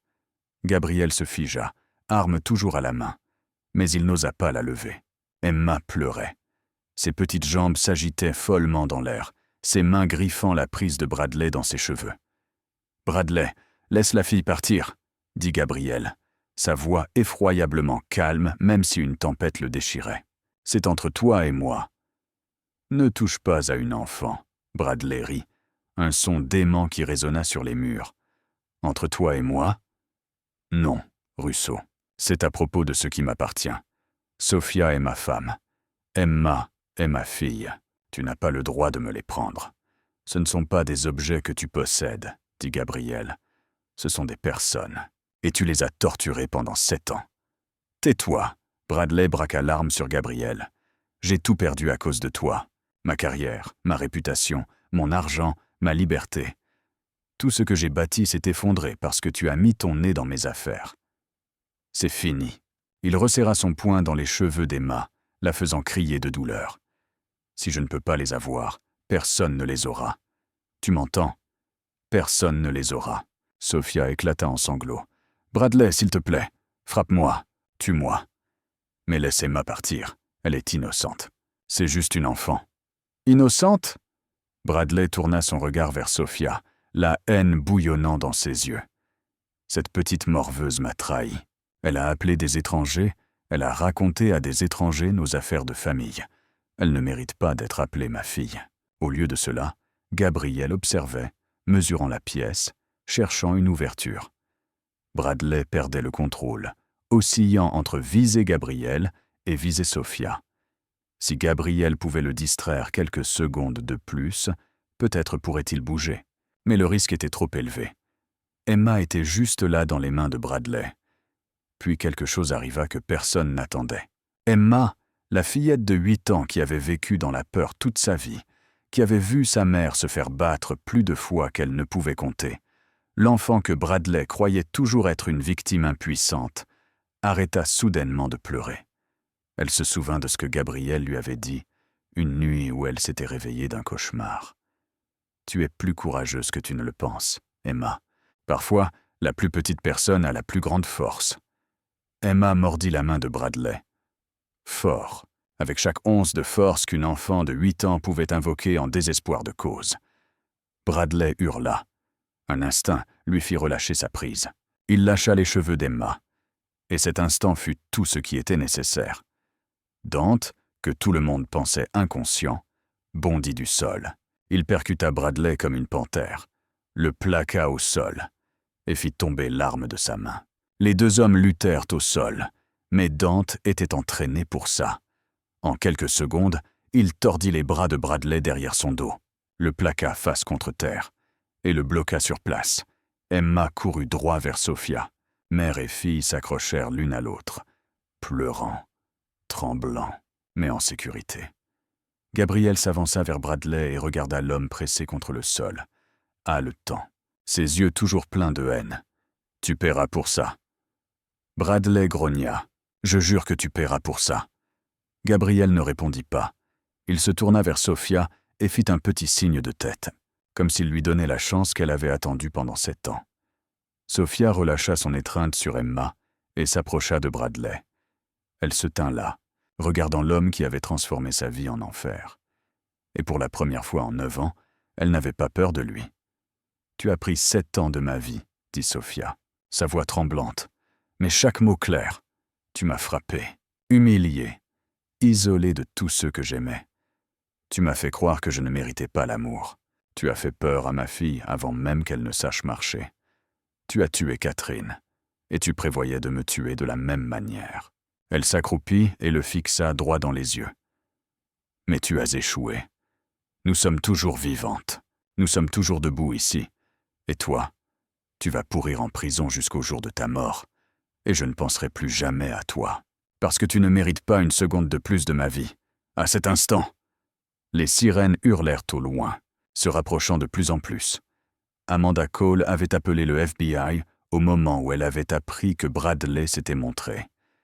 Quand les agents prirent d'assaut le penthouse, ils trouvèrent Bradley Hartwell au sol, les mains menottées derrière le dos, complètement impuissant.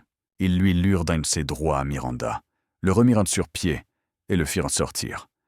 Bradley ne dit pas un mot. Il fixa seulement Sophia avec une haine pure, jusqu'à ce que les portes de l'ascenseur se ferment, le coupant du monde pour de bon. Emma courut vers Gabriel et enroula ses bras autour de lui, son petit visage pressé contre sa poitrine. « J'ai fait ce que tu as dit. J'ai été courageuse. » Gabriel la tint, ses yeux piquants. « Tu es la personne la plus courageuse que j'ai jamais connue, Emma. » Le procès de Bradley Hartwell eut lieu 3 mois après cette nuit fatidique. La ville entière regarda. Les médias le couvrirent sans arrêt. Et cette fois, personne ne pouvait plus cacher la vérité. Les preuves s'empilaient comme une montagne. Les témoignages des complices qui s'étaient rendus. Le journal de Catherine. Les images des caméras de sécurité. Les dossiers médicaux des 23 admissions à l'hôpital de Sophia. Tout cela étalé à la lumière crue de la justice. Mais le moment qui réduisit au silence toute la salle d'audience fut quand Sophia monta à la barre des témoins. Elle n'était plus la femme maigre et terrifiée de ses premiers jours. Elle se tenait droite, ses yeux étaient stables. Sa voix était claire alors qu'elle parlait de 7 ans d'enfer. Elle leur raconta la nuit de noces, les raclées sans fin, les fois où elle avait essayé de fuir et avait été ramenée de force. La peur qui montait dans sa poitrine chaque fois qu'elle entendait les pas de son mari. À propos de Catherine et de la tragédie que Sophia avait failli être forcée de répéter. Elle ne pleura pas. Elle avait assez pleuré. Maintenant, il était temps de dire la vérité. Emma témoigna aussi. La fillette de 8 ans s'assit sur le siège des témoins, ses pieds n'atteignant pas le sol, ses bras enroulés serrés autour de son lapin en peluche. L'avocat de la défense de Bradley essaya de la déstabiliser, posant des questions conçues pour embrouiller un enfant.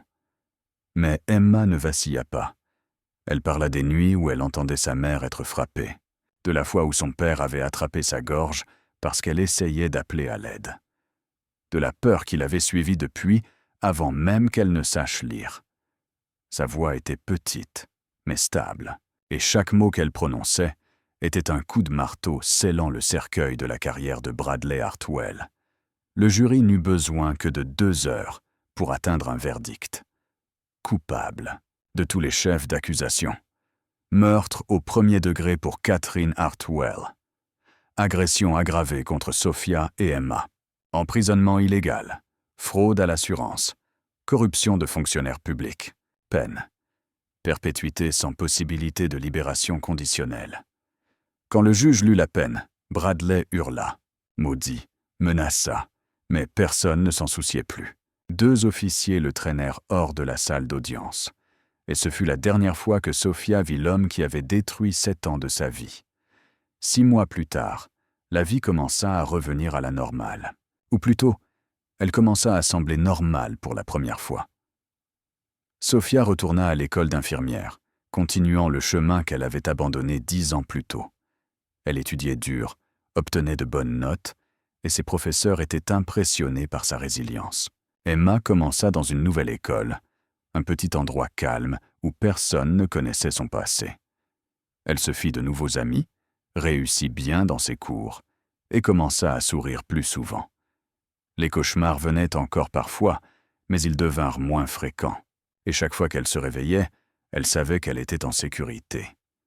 Gabriel fonda une œuvre caritative appelée la Fondation Michel Rousseau, dédiée au soutien des femmes et des enfants victimes de violences domestiques.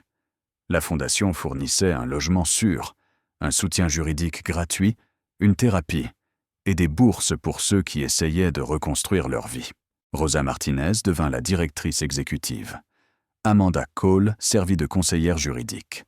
Et Sofia, après avoir obtenu son diplôme, devint une avocate pour les survivants, utilisant sa propre expérience pour aider d'autres personnes vivant ce qu'elle avait enduré autrefois. 2 ans plus tard, par une journée de printemps lumineuse, Gabriel et Sofia se marièrent. Pas un mariage somptueux, avec des centaines d'invités comme avant. Juste une petite cérémonie dans le jardin du penthouse, avec seulement les personnes les plus proches d'eux. Rosa Martinez était assise au premier rang et pleura tout du long. Des larmes de bonheur. Marco, Léo et Dante se tenaient comme garçons d'honneur, les hommes les plus durs de la ville, essuyant discrètement leurs yeux. Emma était la demoiselle d'honneur, portant une robe rose, souriant brillamment, alors qu'elle dispersait des pétales devant sa mère. Quand Gabriel glissa l'anneau au doigt de Sofia, il parla doucement. « Il y a 10 ans, je t'ai laissé partir parce que je pensais que cela te protégerait. J'avais tort. Aujourd'hui, je promets que je resterai à tes côtés pour toujours. Je ne laisserai plus jamais partir. » Sofia sourit à travers ses larmes. « J'attends cette promesse depuis longtemps. » 3 ans après le mariage, leur petite famille accueillit un nouveau membre. Un beau petit garçon nommé Marcus, d'après le bras droit le plus loyal de Gabriel. Ce matin-là, à l'intérieur du penthouse, inondé de lumière du soleil, une famille de 4 était assise autour de la table du petit déjeuner. Gabriel lisait le journal, levant les yeux de temps en temps pour regarder sa femme et ses enfants avec des yeux chaleureux. Sofia nourrissait le bébé Marcus, parlant sans arrêt avec Emma d'un contrôle à l'école. Emma, 13 ans maintenant, était devenue une jeune fille belle et confiante. Rien à voir avec l'enfant effrayé, recroquevillé dans un hôpital 5 ans plus tôt. Elle parlait du club de lecture qu'elle venait de rejoindre, de son premier petit ami, celui dont elle n'avait toujours pas osé parler à personne, de son rêve de devenir avocate, pour pouvoir protéger des enfants comme celle qu'elle était autrefois. Normal, paisible, heureux. Les choses les plus simples que Sofia et Emma croyaient autrefois ne jamais avoir. Gabriel plia son journal et regarda sa petite famille. Et pour la première fois de sa vie, il se sentit entier. Il avait passé sa vie à bâtir un empire, à vaincre des ennemis, à amasser pouvoir et argent.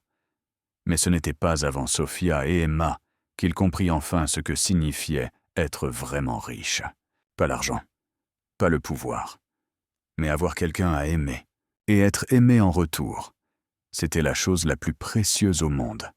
L'histoire de Gabriel, Sofia et Emma n'est pas juste une histoire d'amour ou de rédemption.